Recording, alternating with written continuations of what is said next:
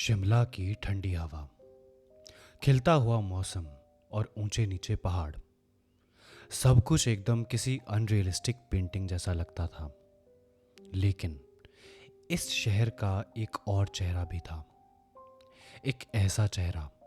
जिसमें सिर्फ अंधेरा बसा हुआ था। हेलो गाइस, मेरा नाम है अभिमन्यु सिंह और आप सब देख रहे हैं Abhimanyu Singh talks, your daily dose of horror and thrill. Let's move on to our today's story, haunted boys hostel Shimla की दास्तां। कहा जाता है कि मॉल रोड से थोड़ा ऊपर एक पुराना बॉयज हॉस्टल है जिसका नाम है सेंट जेवियर्स हॉस्टल। पहाड़ों के बीच बनाई हॉस्टल आज भी चल रहा है, लेकिन उसकी एक बदनाम हिस्ट्री भी है। नए एडमिशन लेने वाले स्टूडेंट्स को हमेशा सीनियर एक ही बात बोलते कि रात को हॉस्टल के पुराने विंग में मत जाना, वरना वापस जिंदा नहीं लौट पाओगे। रजत नाम का लड़का शिमला से करीब 200 किलोमीटर दूर एक छोटे से टाउन से आया था। उसने इंजीनियरिंग कॉलेज में एडमिशन लिया था और उसे सेंट जेवियर्स हॉस्टल में रूम अलॉट हुआ। हॉस्टल के फ्रंट विंग में सब कुछ नॉर्मल था, कमरे, कैंटीन, कॉमन हॉल। लेकिन पीछे का विंग हमेशा लॉक्ड रहता, हमेशा वहाँ पे ताला लगा रहता। जब रजत ने ये बात अपने रूममेट से पूछी तो उसके रूममेट अमन ने कहा, भाई पीछे वाले विंग अब हॉन्टेड है। वहाँ पहले भी स्टूडेंट्स रहते थे, लेकिन 10 साल पहले एक इंसिडेंट हुआ, तब से वहाँ कोई नहीं रहता। रजत हंसा। इनफैक्ट वो डिसबिलीफ में काफ़ी ज़ोरों से हंसा और बोला, अरे यार, तुम लोग बस हॉरर स्टोरीज बना के फ्रेशर्स को डराते हो ना। पता है मुझे, ऐसा ही चलता है अक्सर फ्रेशर्स के साथ।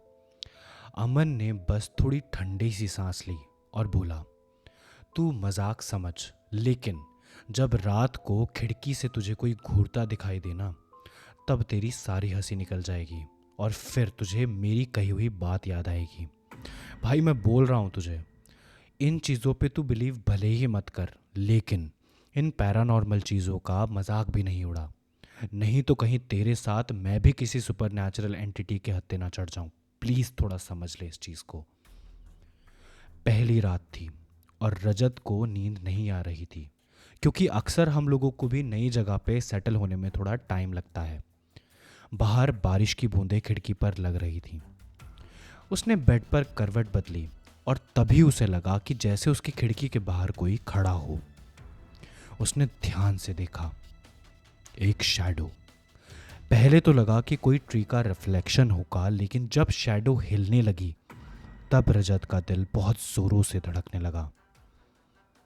वो एक लड़का था, हॉस्टल की ही यूनिफॉर्म पहने हुए, भीगी सी शर्ट और आंखों में अजीब सी लाल चमक।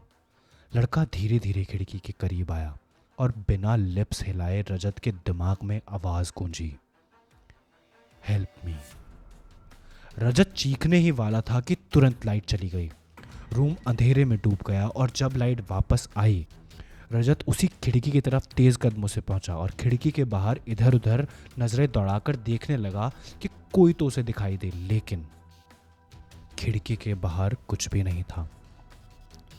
अगली सुबह रजत ने ये बात अमन और सीनियर्स को बताई। सीनियर अर्जुन हंसा और बोला, वेलकम टू जेवियर्स भाई, अब तू भी उनमें से एक बन गया है जो उसे देख चुके हैं। रजत की आंखें हैरानी और शौक की वजह से चौड़ी हो गईं और रजत ने अपनी कांपती सी आवाज में सीनियर से पूछा, कि किसको? अर्जुन ने धीरे से कहा, अंकित, वो लड़का जो इस हॉस्टल के पुराने विंग में मारा गया था। ये बात सुनकर रजत के बदन में मानो सिहरन सी और दौड़ गई। अर्जुन ने अपनी बात को आगे बढ़ाते हुए कहा जाता है कि 10 साल पहले एक स्टूडेंट अंकित शर्मा हॉस्टल के पीछे वाले कमरे में रहता था। एक रात वो अपने दोस्त के साथ भूत प्रेत बुलाने का खेल खेल रहा था। उन्होंने एक उईजी बोर्ड बनाया और वो लोग उसी उईजी बोर्ड का यूज़ कर रहे थे किसी स्पिरिट से कनेक्ट होने के लिए। लेकिन भाई, कुछ तो बहुत गलत और खौफनाक हुआ था उस रात। उस रात अंकित चीखते हुए अपने रूम के अंदर बंद हो गया। सुबह जब दरवाज़ा तोड़ा गया तो उसकी बॉडी छत से लटकी हुई मिली। उसकी आंखें खुली हुई थीं और आंखों से ब्लड टपक रहा था, जैसे कि वो खून के आंसू हों, और उसके होंठों पर एक अजीब सी स्माइल थी। तब से वो विंग को बंद कर दिया गया, लेकिन कभी कभी रात को उस विंग से आवाज़ें आती हैं। आज भी टेबल हिलती हैं, खिड़कियां खुद ब खुद खुलती हैं और बंद हो जाती हैं, और अक्सर लोगों ने एक लड़के को बारिश में खड़ा हुआ देखा है। रजत अब डरने के बजाय और ज़्यादा क्यूरियस हो गया। उसने सोचा कि ये सब बस अफवाह है। एक दिन शाम को उसने डिसाइड किया कि वो हॉस्टल के उस बंद विंग में जाके देखेगा और इन्वेस्टिगेट करेगा कि एक्चुअली में रियलिटी क्या है। जब सब कैंटीन में थे तो रजत वॉशरूम जाने का बहाना बनाकर चुपके से रियर कॉरिडोर के पास गया और उसी पुराने दरवाजे के सामने पहुंच गया। पुराने दरवाजे पर बड़ा सा ताला लगा था, लेकिन उसी दरवाजे के थोड़ा सा दूर एक विंडो थी जिसका ग्लास टूटा हुआ था, और उसमें से इतना स्पेस तो था कि रजत आराम से उसमें से निकल सके। उसे थोड़ा अजीब तो लगा, क्योंकि उसके किसी भी दोस्त या सीनियर ने ये साइड के ब्रोकन विंडो का मेंशन नहीं किया था। उसने विंडो से चढ़कर अंदर घुसने की सोची। अंदर घुसा तो एक अजीब सी ठंडी हवा उसके चेहरे पर लगी। उसने अपने फ़ोन की फ्लैश लाइट ऑन की। पुराने कमरे में स्पाइडर वेब्स, टूटा हुआ फर्नीचर और दीवारों पे जगह जगह से पेंट निकल रहा था। लेकिन सबसे खौफनाक चीज़ थी, एक कमरे की दीवार पर लाल रंग से लिखा था, मुझे वापस मत बुलाना, मुझे वापस मत बुलाना। रजत का दिल ज़ोर ज़ोर से धड़कने लगा। फिर भी हिम्मत करके रजत ने अंदर एक्सप्लोर किया। तभी उसने एक रूम से खटखट की आवाज़ सुनी, जैसे कोई अंदर से टेबल हिला रहा हो। वो धीरे धीरे उस रूम के पास गया। दरवाज़ा आधा खुला था। उसने धीरे से चुपके से झांक कर देखा, और जो सीन उसकी आंखों के सामने आया उसने उसकी पूरी रूह को कँपा दिया। एक लड़का हॉस्टल यूनिफॉर्म पहने हुए खिड़की के पास खड़ा था। पानी उसके कपड़ों से टपक रहा था, जैसे अभी अभी बारिश से आया हो, और उसके गले में एक इनविजिबल सी रोप बंधी थी जो धीरे धीरे उसके सर को ऊपर खींच रही थी। लड़का उसकी तरफ घूमा और बिना लिप्स हिलाए कहा, मुझे बचाओ रजत। रजत चिल्लाया और सीधा उसी टूटी हुई विंडो की तरफ भागकर उस विंडो से बाहर निकल गया।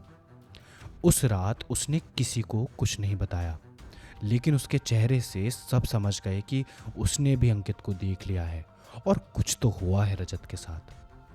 अगली कुछ रातों तक रजत ने नोटिस किया कि जब भी बारिश होती उसकी खिड़की के बाहर कोई नॉक करता। कभी आवाज़ आती, रजत रजत, जैसे अंकित उसका नाम ले रहा हो। एक रात तो उसने अपने सपने में देखा कि अंकित उसके बेड के पास खड़ा है, गले में रोप लटकी हुई है और उसकी खोपड़ी धीरे धीरे टेढ़ी हो रही है।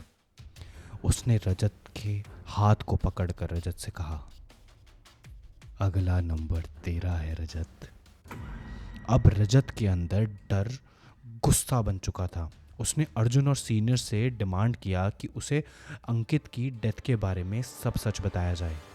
तब अर्जुन ने एक और राज खोला। बात सिर्फ सुसाइड की नहीं है।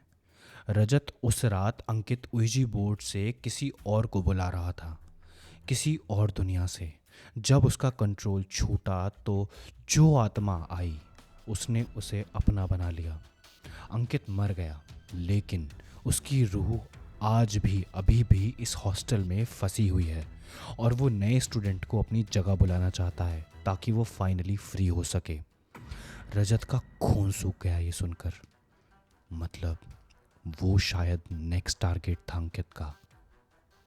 उस रात मौसम और भी खराब था। बिजली चमक रही थी, हवा चीख रही थी।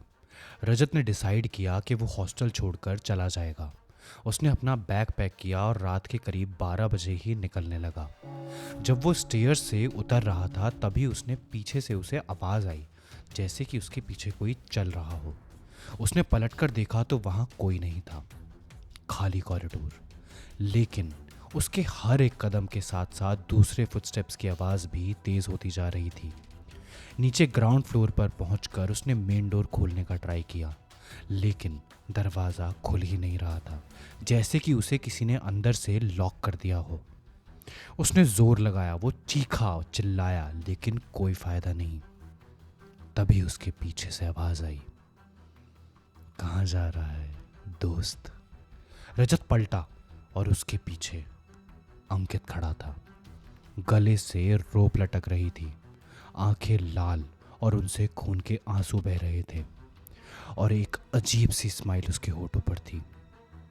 फिर पूरी बिल्डिंग में एक साथ चीखने चिल्लाने की आवाज़ गूंजने लगी।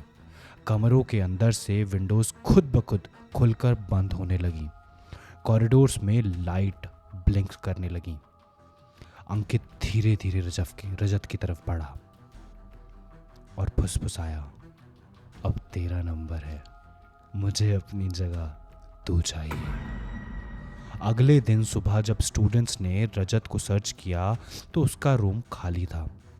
बेड पर उसका बैग पड़ा था, फोन भी वहीं था, लेकिन रजत का कोई पता नहीं था।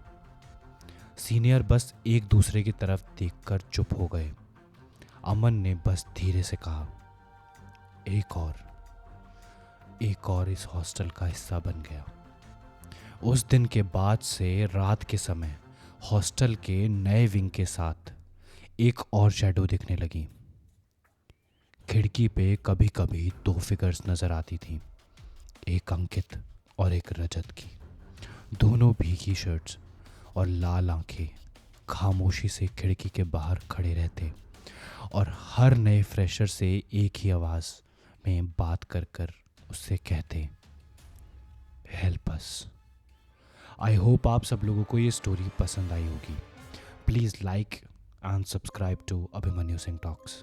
और अगर आपके पास भी ऐसा कोई हॉरर इंसिडेंट है और आप चाहते हैं कि उस इंसिडेंट को मैं अपनी आवाज़ दूं, तो आप मुझे इंस्टाग्राम पर डीएम कर सकते हैं या फिर मेरी ईमेल आईडी पर भी अपनी स्टोरी भेज सकते हैं।